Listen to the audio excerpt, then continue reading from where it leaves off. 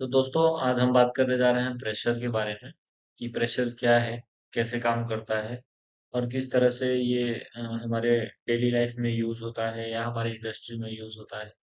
तो एक्चुअली हम लोग यहाँ इंडस्ट्रियल पर्पस के लिए बात करेंगे क्योंकि ये इंडस्ट्रियल वीडियो है तो उसके लिए बात करेंगे। तो इसमें क्या क्या कंटेंट्स होने वाले हैं, फंडामेंटल्स क्या क्या होने वाले हैं, इसका यूनिट क्या है, उसका टाइप ऑफ प्रेशर मतलब नेगेटिव प्रेशर, पॉजिटिव प्रेशर, फिर उसके बाद इसका मेजरमेंट कैसे करते हैं प्रेशर का, फिर कौन कौन से प्रिंसिपल हैं और कैसे ये काम करता है, जैसे मेजर करेंगे तो कैसे काम करेगा, और उसके बाद फिर आपका कॉन्फ़िगरेशन एंड कैलिब्रेशन, हम किसी भी इंस्ट्रूमेंट का यूज करके इसको मेजर करेंगे तो उसका कैलिब्रेशन कैसे करेंगे, कॉन्फ़िगरेशन कैसे करेंगे, इसके बारे में बात करेंगे। उसके बाद आता है इसका एप्लीकेशन कहाँ कहाँ यूज होता है, और उसके बाद एडवांस एडवांस में इसको और बाकी इसके बारे में एडवांस की बात करेंगे कि क्या क्या इसके बारे में और चीजें हैं। तो फंडामेंटल समझ लेते हैं इसका फंडामेंटल्स। जैसे इसमें क्या होता है कि अगर हम किसी भी प्रेशर को मेजर करना होता है तो हम सबसे पहले क्या करते हैं, उसको किसी प्रेशर में टैंक में या किसी जगह पे अगर प्रेशर अप्लाइड है तो उस जगह पे हम अपना इंस्ट्रूमेंट लगाते हैं और मेजर कर लेते हैं। लाइक मान लीजिए ये कोई एक सिलेंडर है और इस सिलेंडर के अंदर कोई प्रेशर भरा हुआ है तो हमको इसको मेजर करने के लिए इसके ऊपर यहाँ पे कोई एक गेज लगा के पता चल जाएगा कि हाँ यहाँ पे क्या प्रेशर अप्लाई हो रहा है।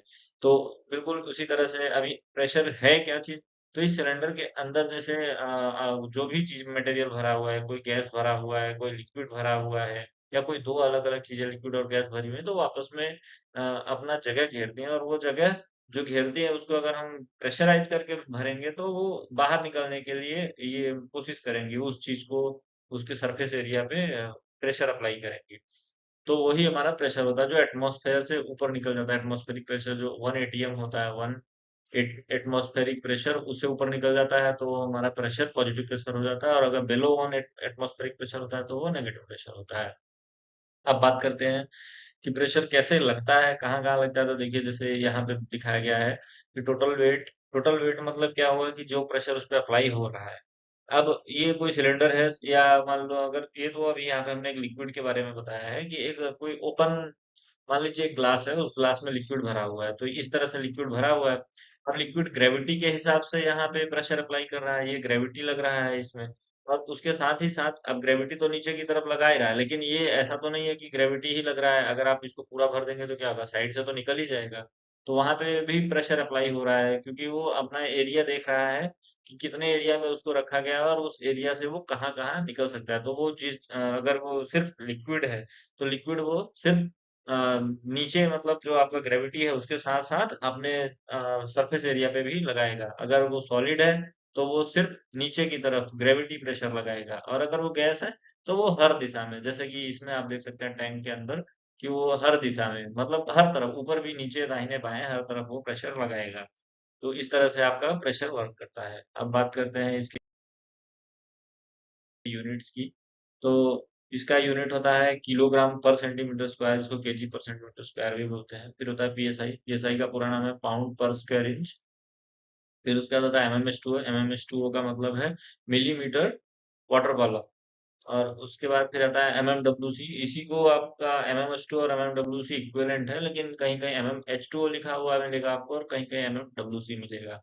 फिर आता है पास्कल, फिर आता है किलो पास्कल। पास्कल में पास्कल एक छोटी यूनिट है, किलो पास्कल उसका 1000 टाइम, क्योंकि किलो जैसे आप जानते हैं कि 1000 यूनिट से है, तो किलो पास्कल। फिर आता है बार, फिर आता है आपका टॉर्क और एटमॉस्फेरिक प्रेशर।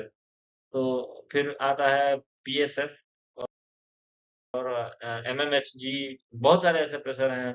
तो एमएमएचजी वगैरह रह गया, तो उसके बारे में हम आपको दिखा देते हैं जैसे अभी स्लाइड में। फिर उसका टाइप ऑफ प्रेशर, तो प्रेशर क्या क्या होता है, किस तरह का होता है। तो एक हो गया आपका एब्सोल्यूट प्रेशर। एब्सोल्यूट प्रेशर मतलब जो आपका नेगेटिव प्रेशर और पॉजिटिव प्रेशर, एटमॉस्फेरिक प्रेशर के साथ साथ प्लस आपका जो प्रेशर लगेगा वो प्रेशर आपका एब्सोल्यूट प्रेशर कहलाएगा। जैसे मान लीजिए एक, मैं आपको दिखा देता हूँ, एक टैंक है, इसके अंदर 1 केजी का प्रेशर है और एटमॉस्फेयर में आपका 1.2 केजी का प्रेशर है। ठीक है। तो अभी क्या हो गया, अभी आपका मान लो ये 1.2 केजी, मैं एक एग्जांपल दे रहा हूँ, ठीक है। तो ये हो गया आपका 1.2 केजी का प्रेशर एटमॉस्फेयर में हो गया, और ये हो गया अंदर 1 केजी प्रेशर। तो टोटल इसका जो एब्सोल्यूट प्रेशर है, एब्सोल्यूट प्रेशर कितना आएगा आपका, 1 plus 1.2 is equal to 2.2। 2 kg। क्यों आएगा? देखिए ये 1 kg जो है ये तो अपने सरफेस पे प्रेशर लगा रहा है बाहर निकलने के लिए। मान लीजिए एक बलून है, वो अपने आप को फाड़ने के लिए प्रेशर लगा रहा है कि हम फट जाएंगे 1 kg प्रेशर में। लेकिन जो 1.2 kg बाहर का एटमॉस्फेयर का प्रेशर है वो उसको दबाने पे लगा रहा है कि नहीं नहीं हम तुमको बाहर नहीं निकलने देंगे। निकलने नहीं देंगे इट मीन्स वो उस पे अपना प्रेशर लगा के उसके प्रेशर को बैलेंस कर रहा है, जीरो कर रहा है। तो कुछ इस तरह से ये प्रेशर हो गया। ये हो गया आपका एटमॉस्फेरिक प्रेशर जो बाहर से लग रहा है, और जो अंदर से लग रहा है उसके एरिया पे, वो हो गया आपका जो उसके अंदर का प्रेशर है वो तो गेज प्रेशर बोलते हैं। अभी इसको अंदर वाले प्रेशर को गेज प्रेशर बोलते हैं। अगर सिर्फ हम इस प्रेशर को मेजर करेंगे 1 kg, तो ये जो 1 kg आएगा आपका, ये 1 kg gauge pressure, 1 kg gauge pressure आएगा। और जो अगर हम 2.2 kg एब्सोलूट निकालेंगे तो एब्सोलूट प्रेशर आएगा। अगर कोई प्रेशर गेज आप देखेंगे उसमें यहाँ पे लिखा होगा कि जैसे मान लीजिए केजी यूनिट लिखा होता है हर एक प्रेशर गेज में। ये आपका पॉइंटर हो गया, ऐसा दिखा रहा है केजी पर सेंटीमीटर स्क्वायर, ऐसा लिखा हुआ सीएम स्क्वायर। और यहाँ पे ए लिखा है, इसका मतलब ये एब्सोलूट प्रेशर है, एब्सोलूट प्रेशर दिखाएगा। और अगर वही चीज वही प्रेशर अगर यहाँ पे जी लिखा हुआ आ गया तो ये गेज प्रेशर दिखाएगा। गेज प्रेशर मीन्स ये एटमॉस्फेरिक प्रेशर को माइनस करके दिखा रहा है। तो अगर मान लीजिए आपका कोई एब्सोल्यूट प्रेशर यहाँ पे दिखा रहा है, तो जैसे अभी यहाँ पे गेज प्रेशर हमने एब्सोल्यूट के बारे में बात कर लिया। अब अगर एब्सोल्यूट प्रेशर दिखा रहा है वहां पे हमको गेज प्रेशर देखना है, तो क्या करना है? तो हमको क्या करना है कि जैसे मान लो ये 2.2 kg का एब्सोल्यूट प्रेशर यहाँ पे केजी आया एब्सोल्यूट, अब हमको इसमें से गेज निकालना है। तो 2.2 माइनस जो हमारा एटमॉस्फेरिक प्रेशर है उसको घटा देंगे। एटमॉस्फेरिक प्रेशर कितना है तो हमको यहाँ पे मालूम ही था पहले से, 1.2 है, तो 1.2 निकाल देंगे तो 1 kg आ जाएगा आपका एब्सोल्यूट प्रेशर। एब्सोल्यूट प्रेशर आ जाएगा, हाँ। तो इस सॉरी गेज प्रेशर आ जाएगा, एब्सोल्यूट प्रेशर में से तो हमने इसको घटाया ही है। तो ये हो गया हमारा प्रेशर। अभी हम बात कर रहे हैं आगे। गेज प्रेशर हो गया हमारा, एब्सोल्यूट प्रेशर हो गया। उसके बाद आता है हमारा वैक्यूम प्रेशर। वैक्यूम प्रेशर के बारे में बात करेंगे अगर हम, तो हमारा वैक्यूम प्रेशर कैसे काम करता है? अभी वैक्यूम प्रेशर क्या है कि नेगेटिव प्रेशर, जो माइनस प्रेशर हो गया। मान लो कोई एक ऐसा प्रेशर, कोई एक ऐसा जार है या कोई सिलेंडर है, उसके अंदर से हमने सारी हवा को निकाल दिया बाहर, तो ये जीरो हो गई अंदर हवा। हवा कब जीरो हो गई? जब एटमॉस्फेयर का प्रेशर और इसका प्रेशर, ढक्कन खोल दिया आपने तो ये बराबर लगने लगा, तो ये जीरो हो गया। अब इसको अगर हम और एटमॉस्फेरिक प्रेशर से भी नीचे लेके जाते हैं, अंदर का प्रेशर और कम कर देते हैं, अंदर प्रेशर बचा ही नहीं है, बाहर का प्रेशर अंदर की तरफ लग रहा है, जिसमें कभी कभी आपने सुना होगा सबमरीन वगैरह अंदर जाती हैं समुद्र के अंदर, तो उनके अंदर तो प्रेशर नहीं होता है, एक ऑक्सीजन का नॉर्मल प्रेशर होता है, लेकिन जितना नीचे हो जाती जाती है उसके ऊपर एक एक्स्ट्रा प्रेशर लगते जाता है। तो क्या होता है, मान लो एक समुद्र का एक सबमरीन है, ऐसा एक वेसल है, उसके अंदर अब प्रेशर लग ही जा रहा है, लगे जा रहा है, वो नीचे जाती जा रही है, तो क्या होता है, ये अंदर से पिचक जाती है। इसको इम्प्लोजन बोलते हैं। तो जो इम्प्लोजन हो जाता है, जो पॉजिटिव प्रेशर में अगर कोई सिलेंडर फटता है तो वो क्या होता है, एक्सप्लोजन होता है। और जो ये नेगेटिव प्रेशर में पिचक जाती है वो इम्प्लोजन होता है। तो ऐसा इम्प्लोजन हो जाता है, और इम्प्लोजन होने से फिर क्या होता है, नेगेटिव प्रेशर की वजह से होता है। तो जो नेगेटिव प्रेशर होता है उसी को वैक्यूम प्रेशर बोलते हैं। वैक्यूम आपने घरों में देखा होगा, वैक्यूम क्लीनर वगैरह, वो सक करके नीचे से जो कचरा या डस्ट पार्टिकल्स होता है उसको अंदर लेके जाता है। तो इस तरह से आपका वैक्यूम प्रेशर होता है। फिर अब टाइप्स ऑफ प्रेशर की बात कर लेते हैं। तो हमने अभी बात कर ही लिया है इसके बारे में कि हमारा गेज प्रेशर हो गया, एब्सोल्यूट प्रेशर हो गया, वैक्यूम प्रेशर हो गया। अभी वैक्यूम प्रेशर में ये अंदर की तरफ लग रहा है, जैसा कि हमने अभी आपको बता ही दिया कि वैक्यूम प्रेशर इस तरह से लगता है। फिर आपका आ गया मेजरमेंट के बारे में बात करते हैं कि मेजर कैसे करते हैं। तो मेजरमेंट करने के लिए भी प्रेशर गेज है हमारे पास, जो कि बर्डन ट्यूब, मान लो सी टाइप, ऐसा जो क्वेश्चन मार्क होता है उस तरह का एक सी टाइप बर्डन ट्यूब लगा होता है प्रेशर गेज में, या स्प्रिंग का ये हेलिकल टाइप लगा होता है। तो इस तरह से अगर कुछ लगा हुआ है तो वो हो गया आपका हेलिकल। फिर आता है प्रेशर ट्रांसमीटर। प्रेशर ट्रांसमीटर होता है जिसमें डायफ्राम लगे होते हैं, कैपेसिटिव डायफ्राम की वजह से ये मेजर करता है। फिर डीपीटी आता है जो डिफरेंशियल प्रेशर ट्रांसमीटर होता है, डीपीटी, उसको मेजर करते हैं। इससे हम एब्सोल्यूट और आपका गेज प्रेशर दोनों मेजर कर सकते हैं डीपीटी से। फिर आता है मैनोमीटर। मैनोमीटर तो बहुत बेसिक चीज हो गया, जैसे यूट्यूब मैनोमीटर वगैरह होता है, इसको यूज करने के लिए या मेजर करने के लिए। फिर आता है प्रेशर स्विच। जब हमको कहीं डीआई कांटेक्ट चाहिए होता है तो वहां पे हम प्रेशर स्विच वगैरह यूज करते हैं। जनरली अब आजकल तो डीसीएस और पीएलसी में एडवांस सिस्टम आने लगे जिसमें हम प्रेशर ट्रांसमीटर को जो एआई लेके जाते हैं, उसी एआई को हम कल चेंज कर लेते हैं अपने डीसीएस में, डिजिटल ब्लॉक में। मतलब हमारा एक डिजिटल ब्लॉक आता है, उसमें हम एक कट ऑफ वैल्यू सेट करते हैं। उस कट ऑफ वैल्यू के बाद अगर उसको हिट करेगा तो ये आपका डीआई पॉइंट जनरेट हो जाएगा, डीआई मिलने लगेगा। इस तरह से अभी हम चेंज कर रहे हैं। तो प्रेशर स्विच धीरे धीरे इसको हम हटाने लगे हैं इंडस्ट्री से। फिर कैप्सूल्स वगैरह होते हैं, बेलोज होते हैं, इन चीजों से हम मेजर कर पाते हैं अपने प्रेशर को। फिर हम आगे बढ़ते हैं। तो ये हो गया हमारा प्रेशर गेज, जैसे जिसका अभी हम बात कर रहे थे, ये सी टाइप बर्डन ट्यूब है। तो इसका आपका ये जो इसमें इसका बर्डन ट्यूब है, बर्डन ट्यूब में जब प्रेशर हम भरेंगे तो ये प्रेशर जाने से क्या होगा, ये चीज ऊपर उठना चाहेगा, मतलब खुलना सीधा होना चाहेगा। और सीधा होने के लिए यहाँ पे जो ये पॉइंटर लगा हुआ है, ये स्केल को मूव करा देगा। स्केल मूव होने से हमको यहाँ पे प्रेशर दिखाने लगेगा। फिर आगे बढ़ते हैं। अब ये हो गया हमारा प्रेशर गेज। प्रेशर गेज के बाद अब हम आगे आते हैं, देखते हैं हमारा डीपीटी और पीटी कैसा होता है। तो ये हमारा नॉर्मल प्रेशर ट्रांसमीटर हो गया, जो कि आप देख सकते हैं, ये हो गया। और डीपीटी हो गया ये, जिसमें एक प्रेशर और दूसरा प्रेशर, दोनों प्रेशर लगेंगे। अब दोनों प्रेशर को वो डिफरेंस मेजर करेगा। मान लीजिए आपका एक प्रेशर इस पे लग रहा है 1 kg, इस पे लग रहा है 3 kg। तो अब प्रेशर डिफरेंस कितना आने वाला है, मतलब डीपीटी में वैल्यू कितना आने वाली है, तो वो हो जाएगा आपका ये 3 kg और 1 kg हो गया। वो मायने मतलब इसमें एक आपका होगा एचपी, ठीक है, हाई प्रेशर, और एक होगा एलपी, ठीक है। अगर मान लीजिए एलपी में 1 kg आ रहा है और एचपी में 3 kg आ रहा है, तब तो आपका क्या प्रेशर आने वाला है, 3 - 1 = 2। और अगर सेम यही उल्टा कर देते हैं, एचपी में आपका 1 आ रहा है और एलपी में आ रहा है 3, तो 1 - 3 करेंगे तो कितना प्रेशर मिलने वाला है, -2 kg। ठीक है, तो ये प्रेशर डिफरेंस को दिखाता है। अब मान लीजिए हमको एटमॉस्फेयर के साथ में हमको मेजर करना है, तो क्या करेंगे, इसके जो एलपी है उसको हम एटमॉस्फेयर में खुला छोड़ देंगे, एटमॉस्फेरिक प्रेशर लगेगा, और इसको हम लगा देंगे जहां पे हमको प्रेशर मेजर करना है, वहां लगा देंगे। अब यहाँ पे मान लीजिए 5 kg प्रेशर आया, और एटमॉस्फेरिक प्रेशर आपका जो भी है उसको नेगेटिव करके डायरेक्टली 5 kg दिखाया। अगर ये 5 kg दिखा रहा है, it mean atmospheric pressure minus कर दिया गया है ऑलरेडी। तो अगर इसका एब्सोल्यूट प्रेशर देखना है तो 5 kg plus atmospheric pressure, 5 kg plus atmospheric pressure, ठीक है, ये आपका आएगा एब्सोल्यूट प्रेशर। फिर उसके बाद हम आगे बढ़ते हैं इसमें। तो देखते हैं हमारा ये डीपीटी हो गया। ये नॉर्मल हमारा जो पीटी है, इसको इसलिए यहाँ पे डाल दिया हूँ क्योंकि ये मैनीफोल्ड इनबिल्ड आया हुआ है। मैनीफोल्ड क्या होता है, ये देख लीजिए कि अलग अलग इसका जो पाथ है, इसके अंदर जो एयर डालेंगे या कोई भी लिक्विड या मटेरियल डालेंगे जिसका हमको प्रेशर देखना है, तो उसके पाथ को देखने के लिए हम इसमें अलग अलग भाल्व लगाते हैं। ये हमारा नीडल टाइप वाल्व होता है। तो ये नीडल वाल्व होते हैं, इनको मैनीफोल्ड बोलते हैं, जो बहुत सारे लगे होते हैं, तो इनको मैनीफोल्ड बोलते हैं। और ये उनके ब्लॉक करने के लिए और उसको ड्रेन करने के लिए वो आसान होता है, सुविधा होता है, इसलिए इसको यहाँ पे दिखा दिया गया है। फिर आगे चलते हैं। तो यूट्यूब मैनोमीटर की बात कर लेते हैं। ये हमारा हो गया यूट्यूब मैनोमीटर, जैसे यहाँ पे प्रेशर, ये लिक्विड बराबर भरा है अगर, और यहाँ पे हम प्रेशर अप्लाई करते हैं, तो जितना प्रेशर हम इस पे एक्स्ट्रा अप्लाई करेंगे उतना ये हमारा लिक्विड को ऊपर की तरफ बढ़ा देगा। अब जितना ऊपर चला जाएगा उसी हाइट को हम मेजर करके प्रेशर निकाल लेते हैं। ये हो गया हमारा प्रेशर स्विच, जिसके बारे में हम बात कर रहे थे कि डीआई हमारा कॉन्टेक्ट देता है। तो ये एक्चुअली एक कांटेक्ट देता है एनओ या फिर एनसी का कांटेक्ट देगा। अब ये एनओ और एनसी किसको देगा, इसमें हम एक वोल्टेज देते हैं 12 वोल्ट, 24 वोल्ट, या 220, 230, जो हमको देना है, या 110। तो वही वोल्टेज को वो रिटर्न कर देता है कांटेक्ट जनरेट करके एनओ और एनसी के थ्रू। तो ये हमको मिल जाता है प्रेशर स्विच में। फिर आगे बढ़ते हैं। प्रेशर स्विच हो गया। अभी आगे आते हैं हम, ये मैनोमीटर वगैरह भी हो गया। इसके बाद आते हैं अगला, ये लेके प्रेशर स्विच के अंदर क्या है, कैसे काम करता है, ये दिखा देते हैं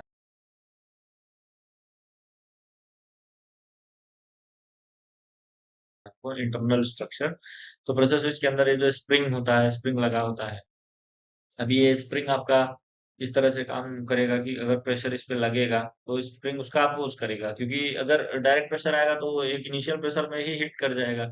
तो इसलिए प्रेशर के अक्रॉस जो प्रोपोर्शनल होगा, उसके प्रोपोर्शनल ये स्प्रिंग इस पे ये लगाएगा कि भाई नहीं, जितना प्रेशर आना है उस प्रेशर के अक्रॉस, 3 kg प्रेशर है तो 3 kg को ये बियर करने के बाद ही स्प्रिंग इसको एक्चुएट करेगा, और यहाँ पे एक स्विच होगा, लिमिट स्विच। वो प्रेस होने के बाद यहाँ पे कॉन्टेक्ट मिल जाएगा आपको। सेम यही बटन ट्यूब वगैरह, जैसे अभी हमने आपको पहले दिखाई दिया कि इसके अंदर जब प्रेशर लगेगा तो ये सीधा होना चाहेगा, ऊपर की तरफ जाएगा, और जैसे ये ऊपर जाएगा डिस्प्लेसमेंट होगा इसका। डिस्प्लेसमेंट होने से ये क्या होगा, पॉइंटर पॉइंटर भी डिस्प्लेस होगा। अभी इसको ऐसा लगा दिया गया है, यहाँ पे गियर लगा दिए गए हैं, तो ये जैसे ऊपर की तरफ डिस्प्लेस होगा तो ये भी ऊपर की तरफ ही जाएगा, क्योंकि इसको पॉजिटिव में प्रेशर दिखाना है। इसलिए यहाँ पे ये देखिए इस जगह पे इसको गियर्स लगाए गए हैं। तो इस तरह से ये काम करता है, और इसके अलग अलग पॉइंट्स के नाम है, इसमें मैंने मेंशन कर दिया है कि क्या क्या पॉइंट्स है, क्या क्या नाम है। तो फील्ड में आपका जो पीटी और डीपीटी होता है कुछ इस तरह से इंस्टॉल होता है। देखिए ये आपके पीटी इंस्टॉल है, और ये आपका जो ये वाला ये सिस्टम इंस्टॉल है, ये डीपीटी विथ मैनीफोल्ड है। ये मैनीफोल्ड का आपका एचपी और एलपी हो गया, ये इक्वलाइजेशन वाल्व हो गया। इस तरह से ये आपका फील्ड में इंस्टॉल मिलेगा। ठीक है।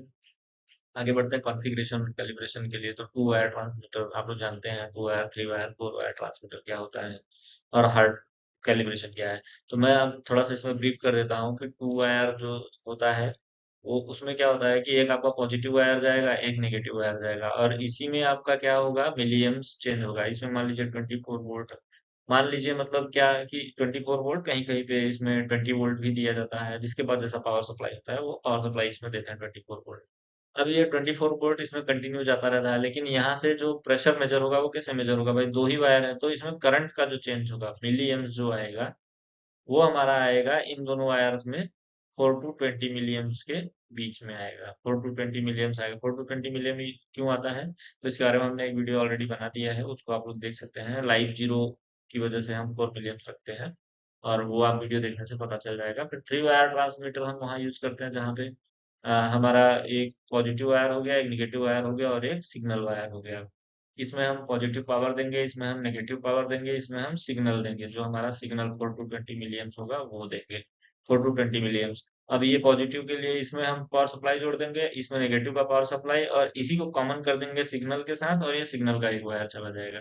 तो ये थ्री वायर हो गया हमारा, और थ्री वायर सिस्टम पे हमारा काम करेगा। फोर वायर में क्या होता है, फोर वायर के लिए हम अपना ये कर देते हैं कि भाई हमारा फोर वायर लेना है तो एक और वायर यहाँ पे एक्स्ट्रा जोड़ देंगे, और जो यहाँ पे हमने सिग्नल को कॉमन कर रखा था नेगेटिव के साथ, उसको हम यहाँ पे डायरेक्ट सिग्नल का माइनस दे देंगे, और यहाँ पे सिर्फ पावर का जाएगा, पावर का नेगेटिव जाएगा, यहाँ पे सिग्नल का नेगेटिव जाएगा। फिर हार्ड कैलिब्रेशन के लिए हमारा हार्ड आता है, हाईवे एड्रेसेबल रिमोट ट्रांसड्यूसर बोलते हैं उसको। उसको लगा के हम इसमें कैलिब्रेट करते हैं। फिर उसके बाद इसमें डैम्पिंग और सिग्नल क्या होता है, तो डैम्पिंग हो गया जैसे हमारा कितना रिफ्रेश रेट, जैसे आप ये मान लीजिए आज के टाइम में रिफ्रेश रेट होता है कि हमारा कितने टाइम के बाद वैल्यू को अपडेट करेगा। ट्रांसमीटर में तो कंटिन्यू वैल्यू चेंज हो रहा है, मान लीजिए यहाँ पे आ रहा है 2.3, अगले ही नैनो सेकेंड में आया 2.1, फिर 2.3। तो डैम्पिंग हमने मान लीजिए 1 सेकंड डाल रखी, 1 सेकंड के अंदर 2.3 से 2.1 हो गया, फिर 2.3 हो गया, तो ये 2.3 ही कंटिन्यू बना रहेगा। तो इससे क्या होगा, हमारा जो ट्रेंड आएगा वो स्ट्रेट आएगा। नहीं तो क्या होगा, हमारा ट्रेंड ऐसा फ्लक्चुएट होता हुआ बहुत सारा आएगा। तो उससे क्या होगा कि प्रोसेस चलाने में थोड़ा असुविधा होता है, तो उसको हम सुविधा के लिए डैम्पिंग वैल्यू डाल के रखते हैं। जहाँ हाई एक्यूरेसी चाहिए वहाँ हम डैम्पिंग कम करके रखते हैं। फिर सिग्नल 4 to 20 मिलियम्स जिसके बारे में हमने बता दिया, लाइव जीरो और 4 to 20 मिलियम्स की। 4 मिलियम्स हमारा जीरो काउंट होता है, 20 मिलियम्स 100% काउंट होता है। तो इस तरह से ये काम करता है।